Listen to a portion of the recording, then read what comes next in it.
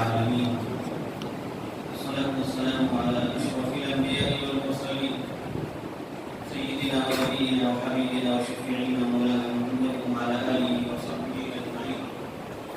أعوذ بالله من الشيطان الرجيم. بسم الله الرحمن الرحيم.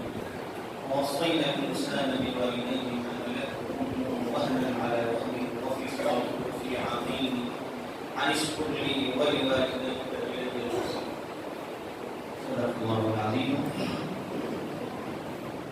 بزرگان محترم بھائیوں اور دوستوں،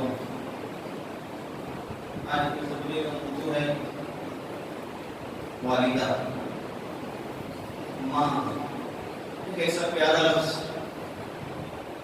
کہ اس لفظ کے زبان پر آتے ہی انسان پر اپنے اوپر ہونے والے احسانات سے یاد آ جاتے ہیں.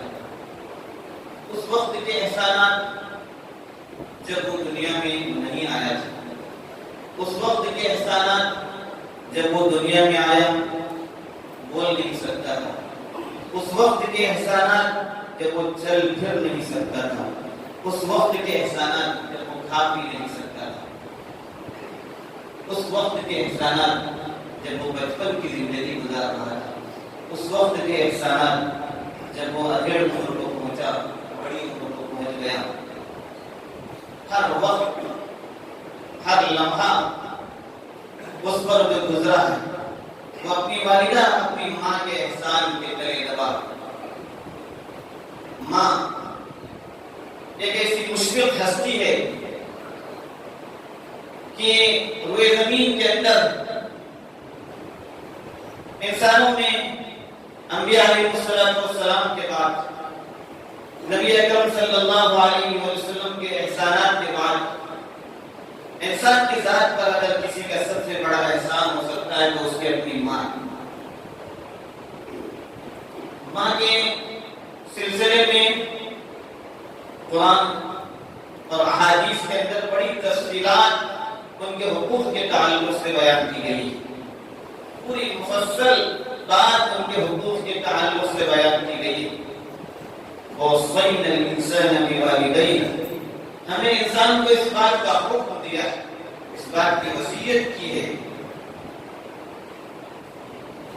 کیا حکم دیا؟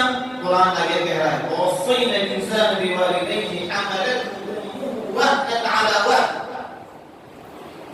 کہ تمہاری ماں نے تم کو بوجھ پر بوجھ اٹھاتے ہوئے بوجھ پر بوجھ کے ساتھ تم کو اپنے حمل میں اٹھایا تھا. وفصاله في عامين، 2 سال کی مدت تک دودھ پلانے کی مدت تھی، اس کا دودھ چھڑانے کی مدت تھی 2 سال. اور پھر ہم تمہیں یہ وصیت کرتے ہیں، یہ حکم دیتے ہیں ان اشکر لی، کہ تمہیں میرا شکر ادا کرنا چاہیے، اور تمہارے اپنے والدین کا بھی، اور تمہیں یہ جاننا چاہیے کہ تمہیں میری طرف لوٹ کر آنا ہے. اللہ تعالیٰ نے قرآن پاک کے اندر اپنے حقوق کے بعد سب سے پہلے اگر کسی کا حق بیان کیا ہے، شرک سے منع کرتے ہوئے اپنی عبادت کا حکم دینے کے بعد اللہ نے سب سے پہلے والدین کے ساتھ حسن سلوک کا حکم دیا. والدین میں والدہ کتنی تکلیفیں اس نے برداشت کی، اپنا کتنا آرام اس نے اس بچے کے خاطر چھوڑ دی. جب شادی ہوئی اور لڑکی کو پتا چلا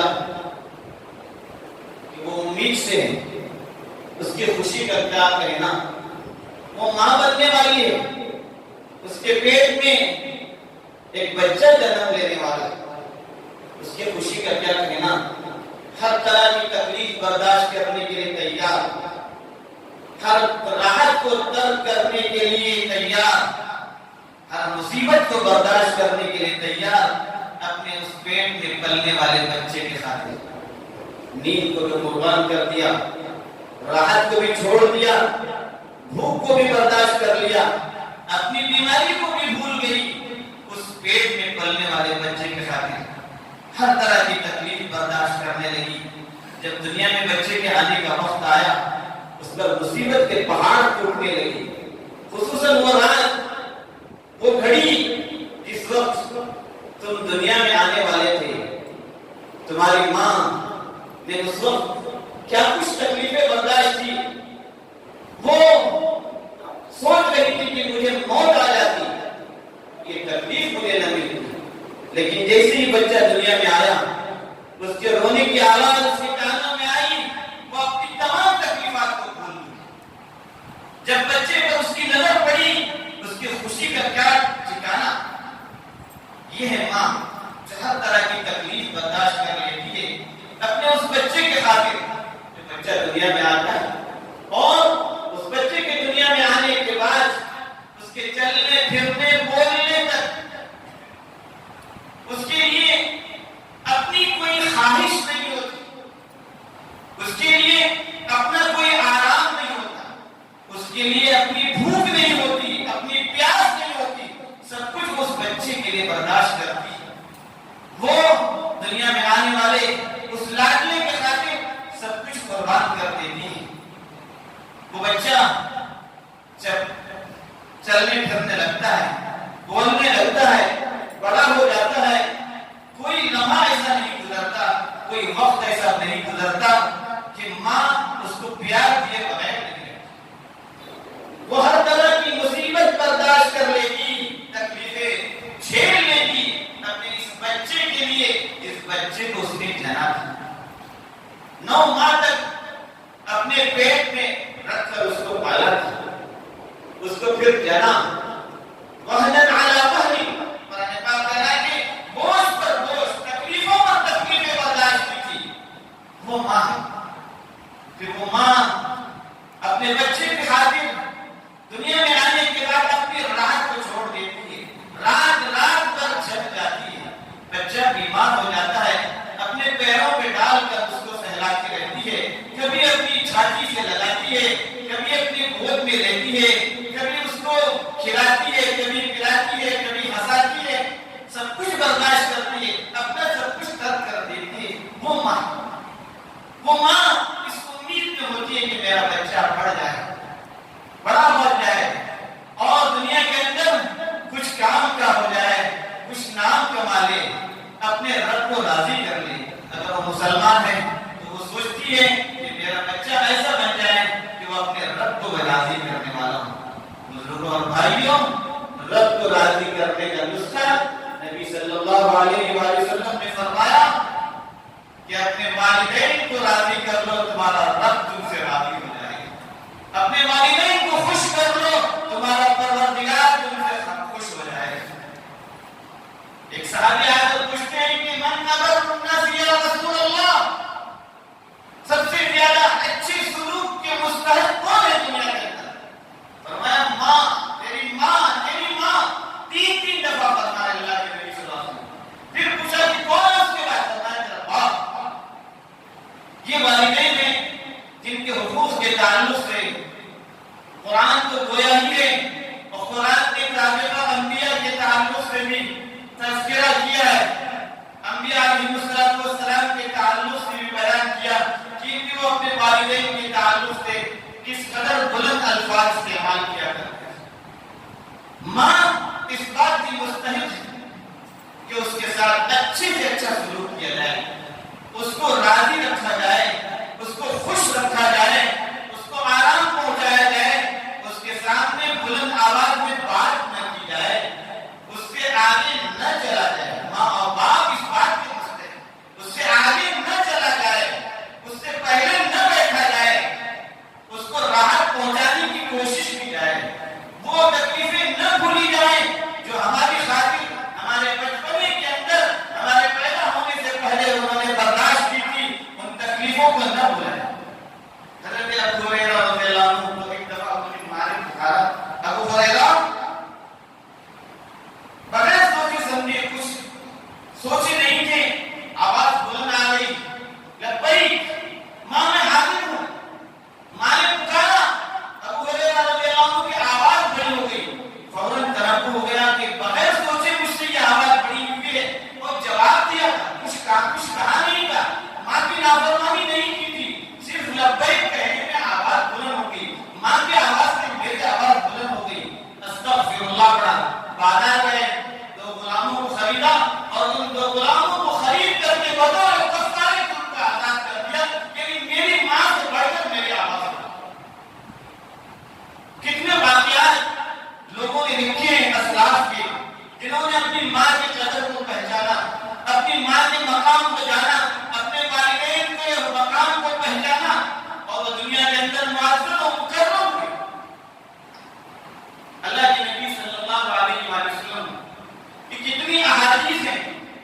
جو والدین کے حسن سلوک کے تعلق سے ہمیں اس بات پر ابھارتی ہیں کہ ہم یہ اس بات کے مستحق ہیں کہ ان کے ساتھ اچھے سے اچھا سلوک کیا جائے.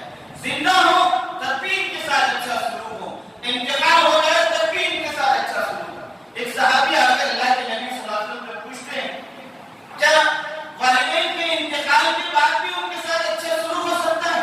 فرمایا ہاں. وہ کیسے؟ زندہ ہے تب تو اچھا سلوک سمجھ میں آیا, انتقال کے بعد کیسے اچھا سلوک؟ فرمایا ان کے لیے دعائے مغفرت کرتے رہیں اور انہوں نے جو وعدے تم سے کیے وہ وعدے پورے کیے جائیں. ان کے جو دوست احباب ہیں, ان کے جو متعلقین ہیں, ان کے ساتھ حسن سلوک کیا جائے. یہ تمہارے اپنے والدین کے ساتھ حسن سلوک. اللہ کے نبی نے فرمایا جو آدمی یہ چاہتا ہے کہ اس کی عمر دراز, اس کے تذکرے لمبی دیر تک چلے, فلیصل رحمہ, فرمایا اپنے رشتہ داروں کے ساتھ حسن سلوک کرے. رشتہ داروں میں سب سے پہلا نمبر اگر کسی کا ہے تو ان کے والدین جو سب سے زیادہ احسان کے مستحق ہیں, جو سب سے زیادہ اچھے سلوک کے مستحق ہیں, جو سب سے زیادہ اکرام کے مستحق ہیں, جو سب سے زیادہ عزت و توقیر کے مستحق ہیں, جنہوں نے اپنے والدین کے ساتھ عزت و توقیر کا معاملہ فرمایا, جنہوں نے ان کے ساتھ حسن سلوک کیا, ان کی آواز سے اپنے آواز کو پست رکھا, وہ دنیا کے اندر کامیاب ہوئی. قرآن نے کہا وَلَا تَقُلْ لَهُمَا أُفٍّ وَلَا تَنْهَرْهُمَا وَقُلْ لَهُمَا قَوْلًا كَرِيمًا وَاخْفِضْ لَهُمَا جَنَاحَ الذُّلِّ مِنَ الرَّحْمَةِ وَقُلْ رَبِّ ارْحَمْهُمَا كَمَا رَبَّيَانِي صَغِيرًا. پوری لمبی بات ہے قرآن. ان کے ساتھ حسن سلوک کا یہ درجہ ان کے آواز سے آواز بلند کرنے کی بات نہیں, کہا کہ ان کے سامنے اف بھی نہ کریں. یہ اف کیا ہے؟ اردو زبان میں ہوں یہ جو لفظ ہوتا ہے, ماں یا باپ کے پکارنے پر ان کے ڈانٹنے پر ہوں, یہ آواز بھی نہ آئے آدمی سے. وَلَا تَقُلْ لَهُمَا أُفٍّ وَلَا تَنْهَرْهُمَا, نچڑ کیے اپنے والدین کو, ان کے ساتھ نرمی سے بات کیجیے, ان کے ساتھ حسن سلوک کیجیے, ان کے حق میں دعائیں کیجیے. وَقُلْ رَبِّ ارْحَمْهُمَا كَمَا رَبَّيَانِي صَغِيرًا. اے پروردگار ان پر رحم فرما جس طرح سے بچپن میں انہوں نے ہمارے ساتھ رحم کا معاملہ فرمایا, ہماری تربیت کا معاملہ فرمایا.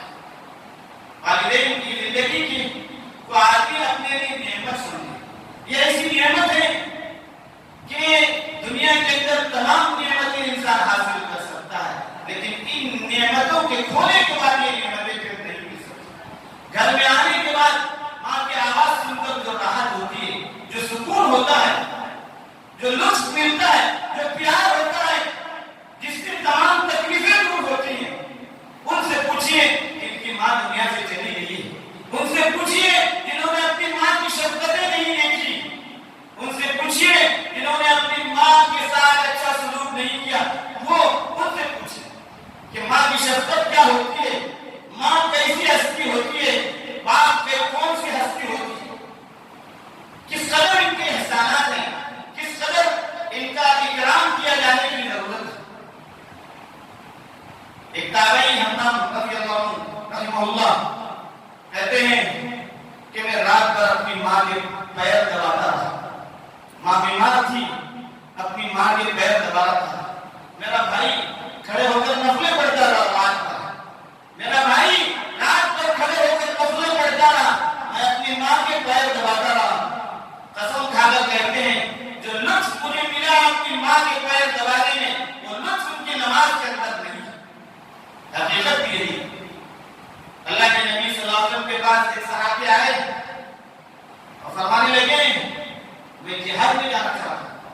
یمن سے آئے, اللہ کے نبی کے پاس حاضر ہوئے تھے, کہنے لگے میں یمن سے آیا ہوں, جہاد کے نام لکھا لیجیے میرا. پوچھا ماں بھی زندہ ہے؟ کہاں ماں ہے. ماں کو کس کے پاس چھوڑ کے آئے, کون اس کے ساتھ اس میں سلوک کرے گا. تم جہاد کے نام کیوں لکھا رہے ہو؟ جنت میں جانے کے لیے. ماں کے قدموں کے پاس رہو, ماں کے قدموں کے پاس جنت ہے, ان کی خدمت کرو, ان کی خدمت کرو. تمہیں جنت چاہیے, جہاد سے بڑھ کر جنت تمہیں اپنی ماں کی خدمت سے ملے گی. ماں کے قدم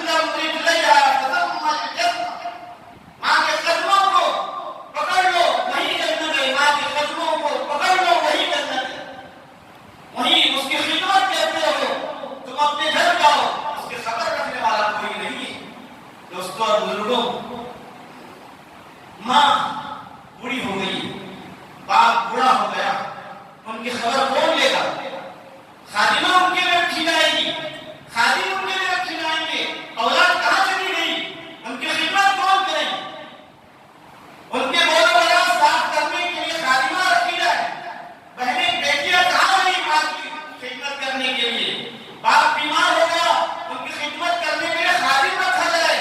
آپ کس کام کے ہیں؟ اس سے بڑھ کر سعادت آپ کیا ہو سکتی ہے کہ ماں کی خدمت کا، باپ کی خدمت کا موقع ملا، ایک آدھ بار تو زندگی میں ان کی بول بلا صاف کرنے کا موقع ملا، جنت کو آپ نے واجب کر دیا اپنے لیے۔ خادمہ کو رکھ کر کے، پڑوسیوں کے حوالے ان کو کر کے، دوسروں کے حوالے ان کو کر کے ہم نے یہ سمجھ لیا خادمہ کے لیے ہم نے پیسے دے دیے، ہم نے والدین کا حق ادا کیا۔ نہیں، ہرگز نہیں۔ جب تک والدین کی خدمت خود نہیں کریں گے اس وقت تک یہ ترقیاں ہمیں حاصل نہیں ہو سکتی۔ دنیا کے اندر کتنوں نے ترقی کی ہے، قسم خدا کی وہ اپنے والدین کی دعاؤں میں ترقی کی۔ جو آدمی دنیا کے اندر ترقی چاہتا ہے، آخرت کے اندر کامیابی چاہتا ہے، مغفرت چاہتا ہے، ان کو اپنے والدین کے ساتھ حسن سلوک کی ضرورت ہے، ان کی خدمت کی ضرورت ہے۔